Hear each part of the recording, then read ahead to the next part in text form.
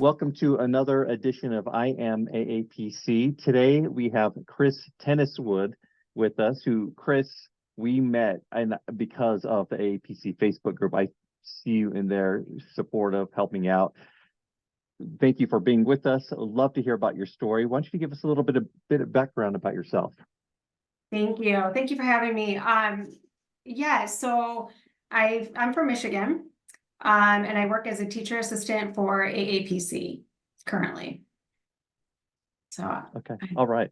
Well, and when we spoke last week, because we had you on AAPC Social Hour, and you have an undergrad in healthcare business administration, or is that right? Or healthcare administration, yes. Okay. So let's start from that point. Like, what led you to that degree? Where did that take you? And then how did you stumble into AAPC? Okay, I'll go one step further back than that because that's kind of part of the process as well. So it started, I've always had a passion for medical, but I've always had a passion for management. So why I didn't go into healthcare management right off the bat, I don't know, but I didn't. and that's part of my journey, you know. So back in 1994, it started with medical assisting. So that's where I started. I went to the University of Michigan, got all my basics out of the way, went into the medical assisting program. I transferred to a smaller private school, went into the medical assisting program, but I just wasn't satisfied. I liked medical assisting, but I found that I liked behind the scenes better. So I didn't really care for direct patient care. So got the itch to go back to school to get my bachelor's. I was newly married at the time. So I went to a manufacturing plant to save up money to pay for my bachelor's. And I did. So that led me to my first job, graduated with my bachelor's in healthcare administration. That led me to my first job at a local hospital as an administrative associate. So I was on the floor at that point, admitting patients, discharging patients. I processed all their paperwork, so more administrative work, which I absolutely loved. At that point, my husband's job transferred us away from, it was just too big of a drive for me to do. So that led me into being a claims specialist for Citizens Insurance. And I did work comp. So I did work comp for the states of Illinois, Wisconsin, and Massachusetts. Okay. So did that for a couple of years, and then my husband's job transferred us back up to around the hospital, the city where I was administrative associate. Okay. So from there, I actually went back into the hospital in their HR department as their benefits specialist. So I did. I didn't do any of the hiring, but I did all of their benefits for about 600 employees. Wow. They had 6 continuums with, give or take. But anyway, so I terminated benefits, I enrolled benefits, FMLA, COBRA, all of that. So, and I really enjoyed that. I'm curious, Kris, when you were working on your degree, what kind of role did you envision in your mind that you would maybe like in healthcare administration? Yeah, I thought about maybe management, like a small physician's office. Okay. But then when I got into the HR department, I really liked that. Okay. Because it was more working with one-on-one. It was being very supportive. I like the supportive roles. This is what I'm finding out about myself. I like the supportive roles. So so it checked off management, it checked off business, it checked off, direct care. It wasn't direct patient care, but more on the administrative employee side. Yeah. So Okay. That's So kind of it did put you in the healthcare realm. yes. Okay. Yeah, for sure. So it was at that point where my husband and I decided to start our family. So we have 3 kids. They're now 23, 20, and 16. So I took a sabbatical for a while. But in that time, I went back to get my nail tech license. So I'm licensed in the state of Michigan, and I've been doing that. I still do that. So that was 17 years ago. So now that the kids are kind of, out of the house, I got kind of rethinking the medical field again. And I thought coding would be the perfect bridge to that 20-year gap in my career.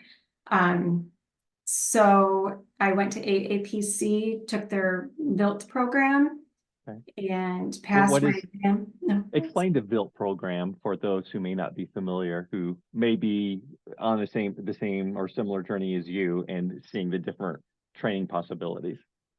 Yeah, so it's virtual. I always mess this up. In virtual instructor-led training program. You got it. Yep.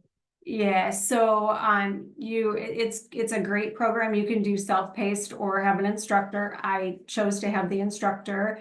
You meet once a week over Zoom. They go over the chapters. You can ask any questions you want. There's homework, there's assignments, there's tests. But yeah, you meet once a week and it's instructor-led.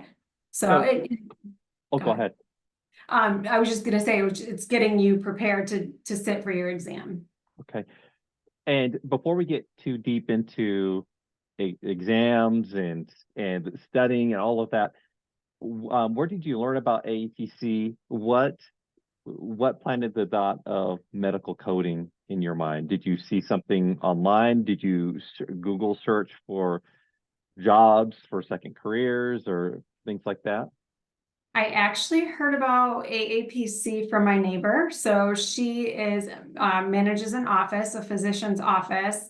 And I just reached out to her. I said, hey, this is what I'm thinking. I don't know which way to go. I want to bridge this gap, but I don't know which way to go. And she's like, you should check into AAPC because there's coding, there's billing, there's practice management. I'm drawing a blank, I'm sorry. Risk There's management. auditing, yep, all of that.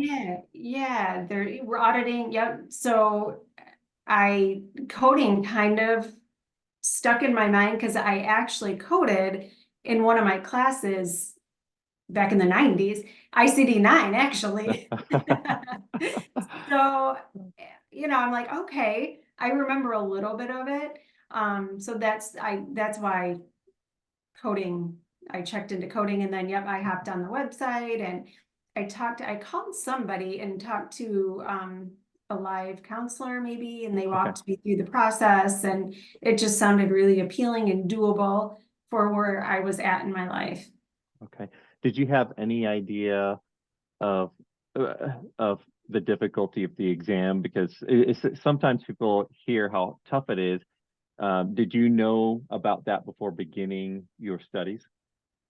I was told about it, and the counselor, yes, told me about it, but I feel like, and I read about it, it does, I think it was like 20 hours a week or something. I'm like, that's perfect. It's like another part-time job, so I can still work and do my job. But I'm an overachiever. I'm type A personality, so it might just be me, but I feel like until I really immerse myself in it, no, I had no idea.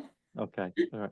So tell us about the training program, the built program, and what was it like studying for the exam? Did you put in 20 hours a week?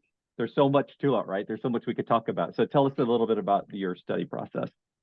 Yeah, so I did orientation, and that was overwhelming. So I think I shut down my computer and just jumped right in, started reading.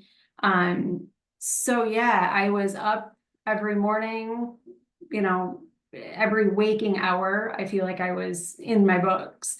Late at night, there was a lot of family things that I had to miss, But what I did for myself is set a goal. Like, this is what I'm trying to achieve. And I just, every time I kind of got frustrated, I remembered why I was doing that. And that's what I tell my students too. Like, this is what really helped me get through.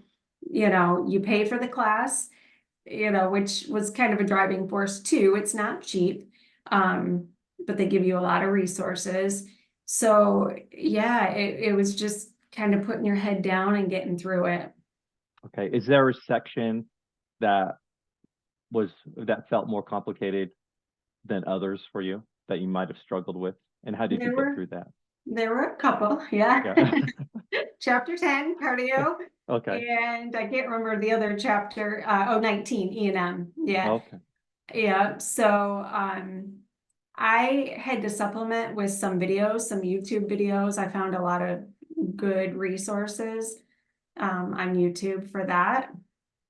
And then just research, Google, you know, if I didn't know a word or if I didn't know what they were talking about, I would Google it. And there's nothing wrong with that. I have students ask all the time, can I Google? Can I use Google? Yes, not on the test, Yeah. but Yeah.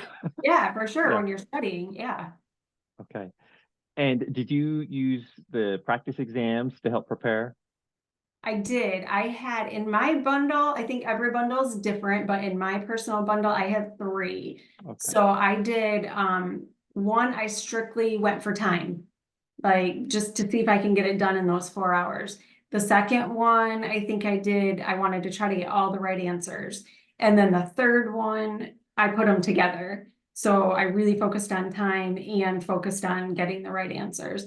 So and I really did feel prepared. I always tell my students, I feel at the end of this course, and this is, again, this is just my journey. At the end of this course, I can understand the language. I cannot speak the language, Okay. if that makes sense.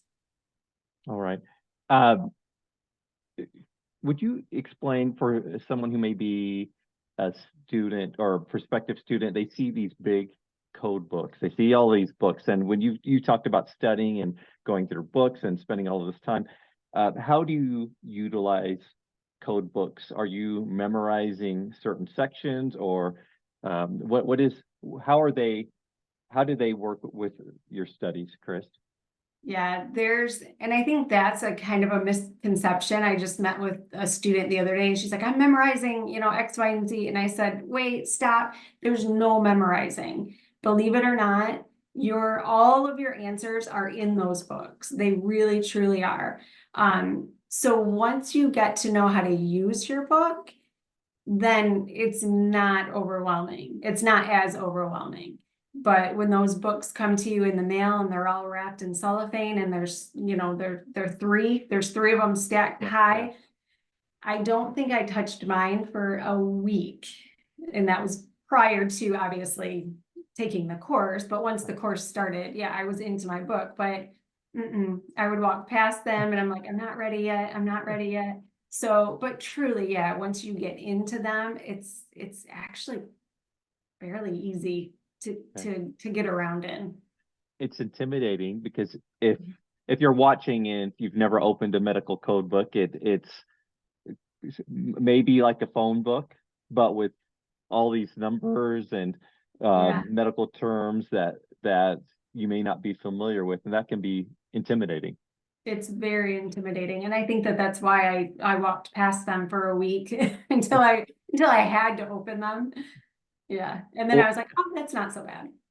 and we keep referring to you as well, you mentioned that you have students, so you are, and we will get to this more, but you are teaching assistant for AAPC now. I am. Okay, we'll talk more about that, but um, tell us, when do you tell a student that they're ready for the exam? Like you took the 3 practice exams and you've had confidence with that. And I know me, I've never taken our exams, but I do know that many people say, well, if you score 80 on an AAPC practice exam, you're probably in pretty good shape. What do you think, Kris? Yeah, I would agree with that. My personal thought on that is, it was a feeling for me. Am I going to, do I feel prepared enough? I mean, I was passing the exams. Okay.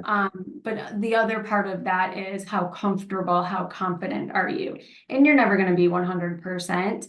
I gave myself 3 weeks. So I scheduled my exam 3 weeks out. That was my target. You know, it's different for every student because I mean, I tracked with the class. I was right on target. I have students who are a couple chapters behind. So that 3 week window might not work for them. But I think 3 weeks is sufficient enough if you're on track with the class, if you're at least, you know, you have to pass with a 70 or higher. If you're at least passing with that 70, I think 3 weeks would be sufficient for them. Okay. And did you take your exam at a local chapter? Because I think you passed. I mean, it's only been a month or two. If you're watching now, we have recently gone to electronic exams or in a testing center exclusively. You probably had the option to take it at a local chapter, which we no longer do. What format did you take it in, Kris? I did. It was about an hour away at a local hospital, one of their, I guess, conference rooms, if you will. But I did paper pencil. Yep. Okay, so that was probably hosted or proctored through a local chapter. Yes. Okay. And what kind of things, so in addition to the books that you have, what other things did you carry with you? Like, did you have treats or water? I've heard some people bring things to help soothe them a little bit. Anything, any tips for our viewers?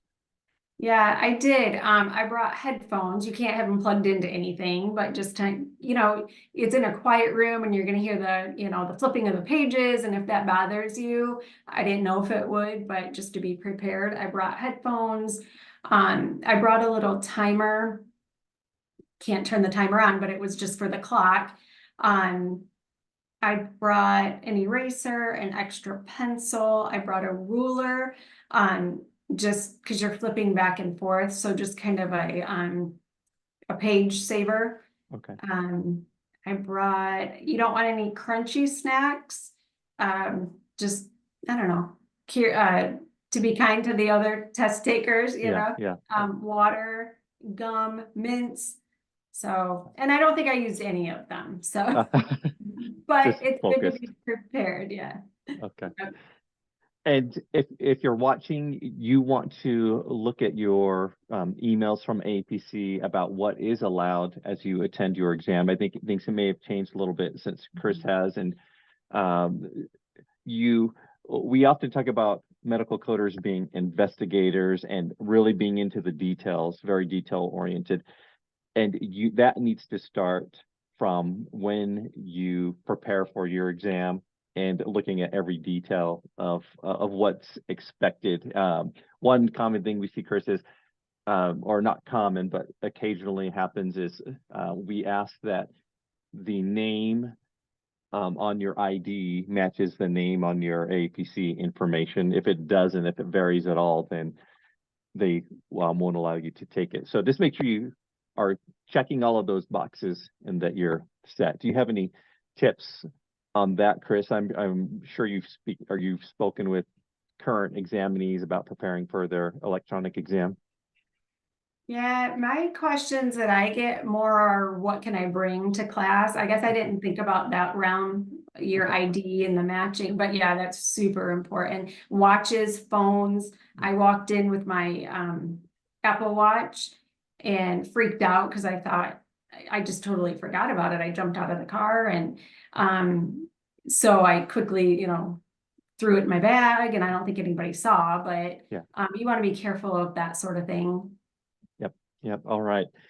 And Kris, how did that exam go for you? It went really well. I passed with an 81% in my first try. I was going for 86, but I'll take 81. Yeah. And it was, I will say, one of the hardest exams that I've ever taken. So, and it, I had 30 minutes left, and I walked out saying, feeling like, what did I do wrong? And I only say that because I feel like the practice exams, in the course itself, it really speaks to the course, how prepared you really are. Yes. To sit for the exam. Yes. Going back to code books, would you share how you prepare students to mark and tab code books? I know some people don't, but many people do. What is your recommendation for those watching, Kris? Yeah, you definitely want to tab them early, but you don't want, like early in the course, you don't want to over tab. Personally, what I did is I ordered mine. I jumped on Etsy, I ordered mine, and then, she kind of walked me through. And then I put, a couple other tabs that I thought I would use. I put my own personal touch on it, but it seemed to work fine. You just don't want to over tab your books. Okay. How about notes? Did you have many notes, and are you familiar with what notes are allowed in the book? You can have handwritten notes. You cannot have any extra paper, sticky notes, anything stapled, taped, nothing like that. But what I personally did is in the back of your Hicks Picks book, there's, I don't know how many pages of blank notes section. And I just filled all of that in with notes. I used that section. And then, next to codes, I would write little notes. If this needed a modifier, if it was modifier exempt, if it was, little notes like that. But yeah, you can have handwritten notes in there. Okay. All right. That's great to know for those future examinees. And what do you know or what did you learn after taking the exam that you wish you knew before that could have helped you? I'm catching you off guard here, but was there any aha, oh darn, I wish I would have known this, I would have prepared this way or this differently? Gosh, that's a good question. Or did the course pretty well cover all of the bases for you? Yeah, I mean, it was good. It was fast. It was difficult. One thing, you want to have your med term prerequisite. It's not mandatory, but I would highly recommend it. And then anatomy and physiology too, which coming from a medical background, I had it. It was 20 years ago, but Yeah. I had it, and some of that came back and some did not. But yeah, I'm not sure how to answer that. Well, that's a good sign that the course prepared you well. Yeah, it did actually. Yeah, very well. How long did it take you from signing up, registering for an APC course to through study to getting to earning your credential? How long did that take? I signed up January, and then I took the test, I want to say mid-June. Okay. So 6 months. I mean, the course is only 16 weeks, so what is that, 4 months? But then with the extra, couple weeks that I gave myself. So from January to June. Okay.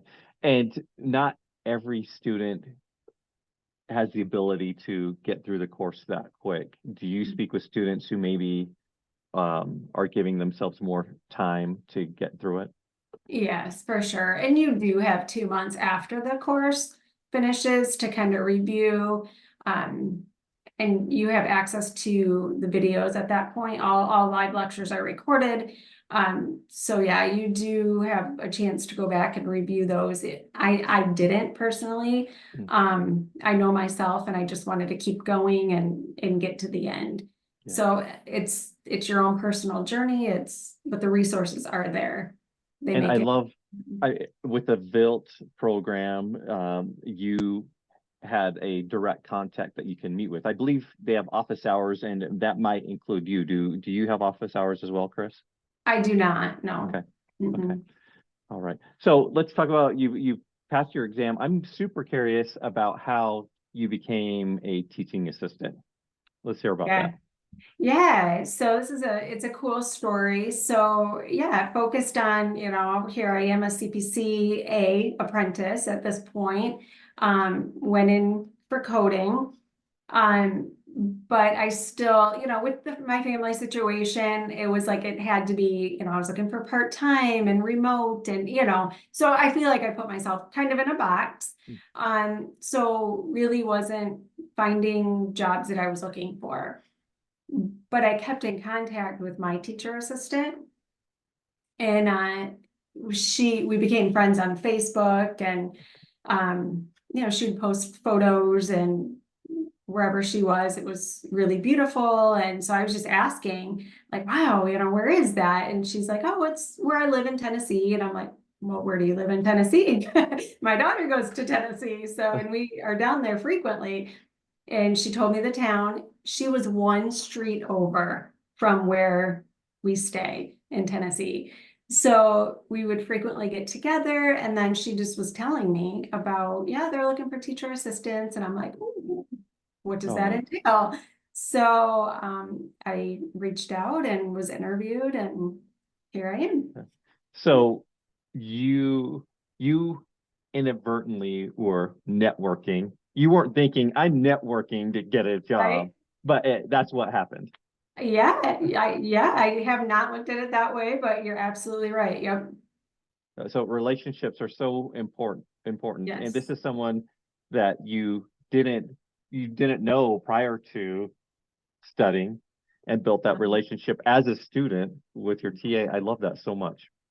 Yeah, I'm in Michigan. She's in Tennessee, and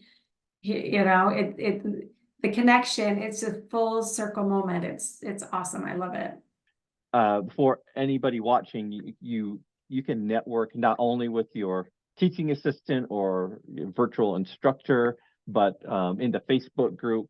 There are many people who found their first jobs by networking in the Facebook group, in your local chapter meetings, and on LinkedIn. Find the coders in your local area and get to know them. Kris, are you involved with your local chapter at all? I am. I'm actually involved. So my local chapter would be Flint, here in Michigan. But I'm also Tennessee. I'm also Georgia. There's one other one. So you don't have to be strictly belong to your local chapter. You can join. I guess what I'm trying to say is you can join other chapters in different states. Okay. And I would highly recommend that. And you live in an area that you can touch bases with multiple. Yes. I think last year we had one in-person meeting that I can remember. They might have had, I'm sort of, all new still to the whole process. So it's been a couple years, but I'm still learning new things every day. So what I can remember is we had one in-person meeting last year, and I think it was the last meeting for the year. But yeah, it was kind of neat to put names with faces. And when you go into your chapter meetings, do you think, are you thinking to build relationships and network and things to lead to that perfect position for yourself? I am now, but not from the beginning. I was just so hungry to get information and find out, because I was so new to coding, and 20 years is a big span. So to try to find people like me, I guess. I never want to feel like I'm the only one or the outsider. Or so to answer your question, I went in to get information to try to understand it even more. But now it's kind of morphed into networking for sure. All right. Well, I'd love to hear that. Kris, as we wind down, you're busy with your family still. I hear, because my kids are about the age of your 16-year-old, in that range, teenagers, more or less, and your older ones, they're still your kids, and you're still busy with them. Your family life basically is a big part of who you are and what you do. Kris, what do you do for personal wellness and for fun? How does Kris Tenniswood recreate? I jump on the treadmill actually, and I run out my feelings. There you go. Yeah. All right. So do you live in an area that is good for hiking and outdoor activities? No, we have a local park that has trails. Of course, February, you're in Michigan, you're not gonna wanna Yeah. jump on a trail outside. Yeah. I don't, maybe somebody would, but I don't like the cold. But no, we go to a local gym. Okay. And I'm sure a big part of what you're doing now is just getting that 16-year-old through school and making sure the family's cared for. Yeah, that's my number one priority, and that's why this job, the teaching assistant, it's perfect. It just fits perfectly in with my family, and I'm meeting with somebody today at 3, a student. I'm able to do this. My son is playing tennis tonight. I'm able to go to that, so it's, and I really thoroughly enjoy this job. That's great. Well, Kris, thank you so much for being such a great mentor to AAPC students and being a voice of positivity and unity in the Facebook group. And thanks so much for sharing your story. You're welcome. It was my pleasure. Thank you for having me.